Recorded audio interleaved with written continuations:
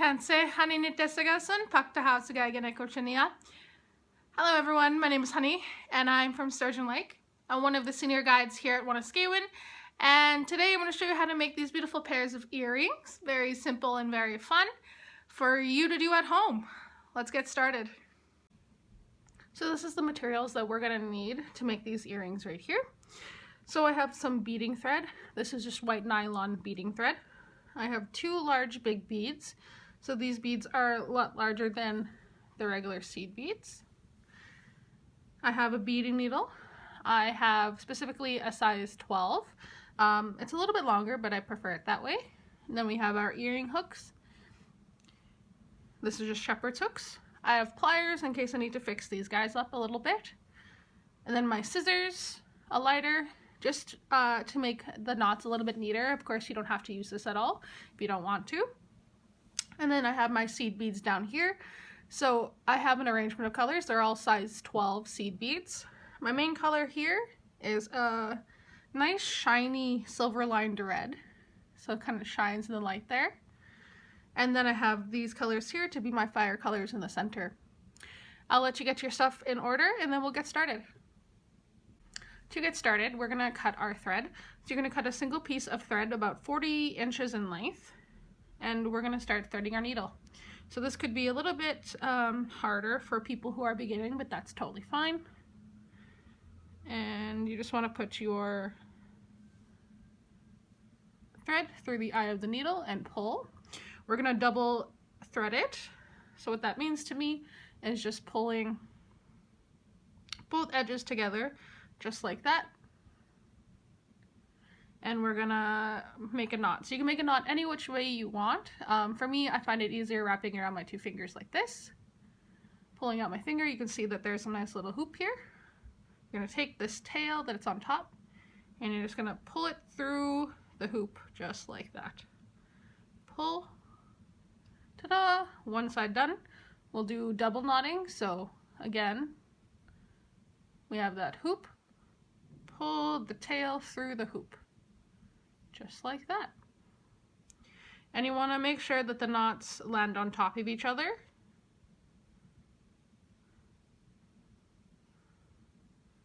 So now my knot's here. You can see we have a really long tail. We don't need that, so we're going to trim it off. And now you can still, it still has a little bit of a tail, so this is where my lighter will come in. Not burning off the entire knot, just taking it down. So now you can see, no tail. So that's how you thread your needle. So when you have that done, we'll move on to the next step. So now that you have your needle threaded, what we're going to do first is you're going to pick up 4 of your main colors. So we're making the little loop up here. So my main color is this red. So I'm going to pick up 4 on my needle, then pull to the very end, just like that. You're going to pick up one of these guys. So this is where the pliers comes into play. If you take a look, you can see that there's a little tiny gap. And just to make sure that they don't fall off on your ears, you're just going to take it and tighten that a little bit to the point where there's no gap. Then you can take your needle, push through the little hole here, pull all the way through. So far it should look like this. Now you're going to add on 4 of those main colors again. So 1, 2, 3, and 4. Just like that. Pull it all the way to the end. And sometimes your thread has a mind of its own, so you can just wiggle it free. So it should look like this. Just like that. So what you're going to do to make the hoop complete is taking your needle and the first one that you ever put on, so there's your knot and there's your first one, you're going to push through the bead. Just like that. Pull, pull, pull all the way. And you see, it's a little tiny hoop. So this is what your project should look like right now, and if it doesn't look like that, that's totally fine. Just make sure you take a look at what it looks like. But if yours looks like this, awesome. Let's keep going. So for our next step, we have this guy. You're gonna come and grab one of your big beads. So just put that on your thread, pull it all the way to the end. It should look like that. So now we can get started on our dangly bits here. So I'll do the short one first. So as you can see, I did a longer side and a shorter side, and that's just because I like the asymmetrical look, but your design can be anything you want it to be. So if you want to copy this design the first time, and then the next time you do it, you can go crazy and do anything that you want to do. So to begin, let's do the short side here. So how I did that is I have 10 of my main color and then my pattern, and let's get started on that. So to begin, let's pick up 10 of our main color. So that's this guy over here. So 5, 6, 7, 8, 9, and 10. So I just put on 10 of my main shiny color onto my beads. And I'm going to pull that all the way to the end here. So all I have is my big bead and then 10 of these guys. So my pattern for my fire colors is 1 black, 1 opaque red, 1 orange, and 1 yellow, and then 2 white. So this is my pattern. So I have 1 black, 1 red, 1 orange, 1 yellow, and 2 white. So I'm gonna put that with the rest of the beads we just put on. But we're not done yet. We're gonna add on 3 of our main color here. So I have 3 of my main color in between my pattern. So again, we'll go back to our main color, pick up 1, 2, and 3. So that's what's here. 1, 2, and 3. Let that pull all the way to the end. So I'll show you the updated pattern we have now. Now we're going to repeat this pattern but backwards. So which means we're picking up 2 white, 1 and 2, 1 yellow, 1 orange, 1 opaque red, 1 black, and let that pull onto your thread. So this is the pattern so far. And we're going to repeat that pattern down here. So I'm going to pick up 10 more of my red just to finish this side off. So again, pick up 10 of your main color. We got 4, 5, 6, 7, 8, 9. It's always good to double count them. So 3, 2, 4, 6, 8, 10. Perfect. So then you're going to pull all of that down. So this is what the thread or your thread should look like. 1 big bead, still loose, just for a little bit more. 10 of these guys, 10 of your main color. Then you have your pattern, 3 of these guys, an inverse of your pattern, and then 10 more. So to make it dangly and to stick, we're going to look at the last bead that we put on. So it's this guy here. We're going to ignore that guy for a minute. We're going to let that guy hang out over here. We're going to kind of ignore him for now. We'll take our needle, and what we're going to do is just push back through the beads all the way up. So pushing back through the beads. Even if you stop halfway, pull. That works as well. And it may look a little messy, and that's okay for now. But we got to make sure we go all the way back through the big bead. So we're going to keep going, the ones that we missed. Pushing all the way up. Back up that big bead. So this is where I'm at. And pull, pull, pull. And as you can see, I have a big bubble and I'm still not very close to my hoop. So what you're gonna do is you're gonna hold that one bead that's holding it all into place. So I'm just holding one bead.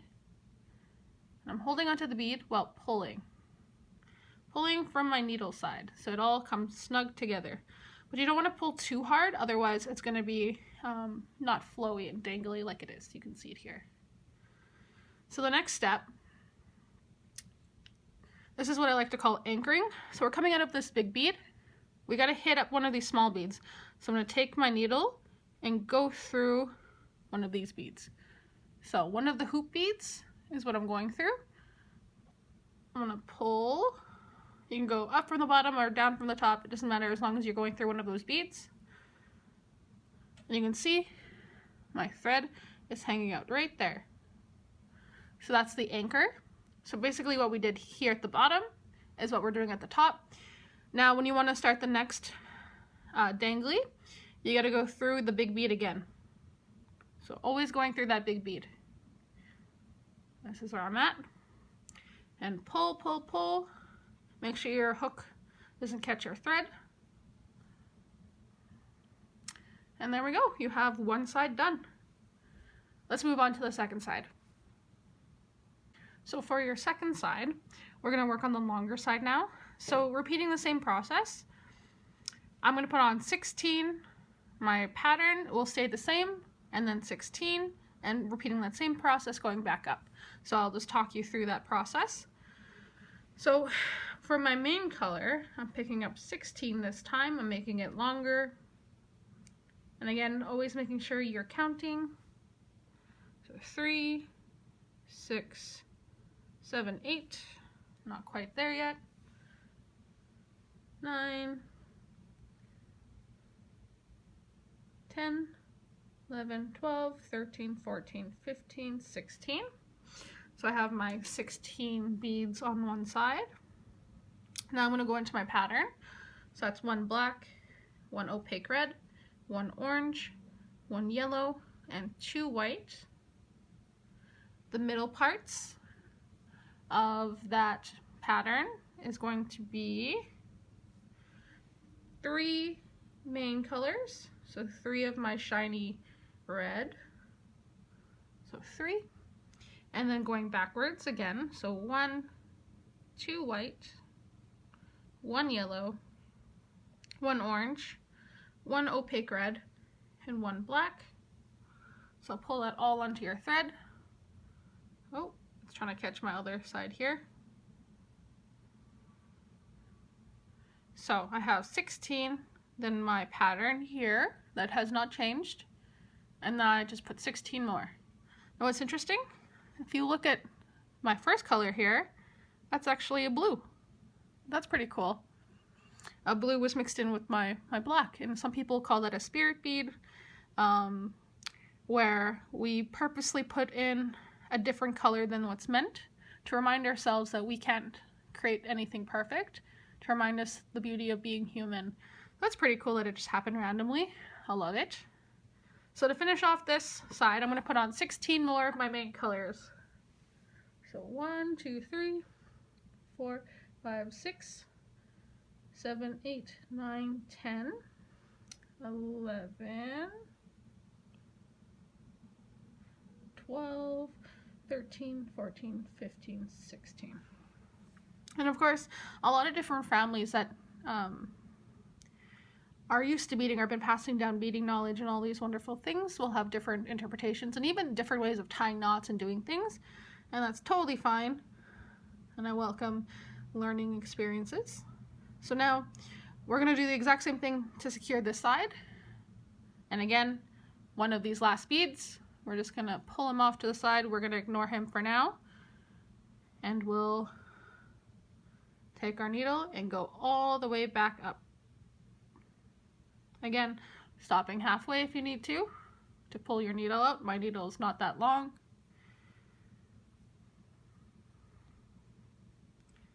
And then making sure we're going back through the big bead. So going back out all the way through the big bead. Oh. Can't quite get there yet. That's okay. Keep pulling. And we'll go out the big bead. So this is just a repeat of what we did last time, but just longer. So again, remember not to pull too tight, otherwise your danglies will be more sticks and they'll be kind of wild. So you want to take a look at your thread. So it looks like I'm still kind of far away. I'm going to hold into last bead again and pull, let it dangle free. So now we're done. We're going to tie a knot. So what I like to do is take the whole piece in my hand and wrap. So holding where I want my knot to end up in my hand, wrapping it around a couple fingers, and I'm going to wrap it very slowly. So again, wrapping on the top of that big bead very slowly and around. So what I did was I created a big loop, and I'm going to pull that tail or my needle through that big hoop, just like that. And I kind of let go there, so I'm going to try and reposition it. So I want it to be wrapped on the top of my big bead. I'm going to hold it in place. And for anyone who has beaded with me before knows my fun little motto when tying knots: you set it up and then you hope for the best when you pull. But right now I'm actually just fiddling with it because it's doesn't want to go where it wants it to go, and that's okay. You might experience this at home too. Basically, you just want all of the thread pieces to be on the top of that there.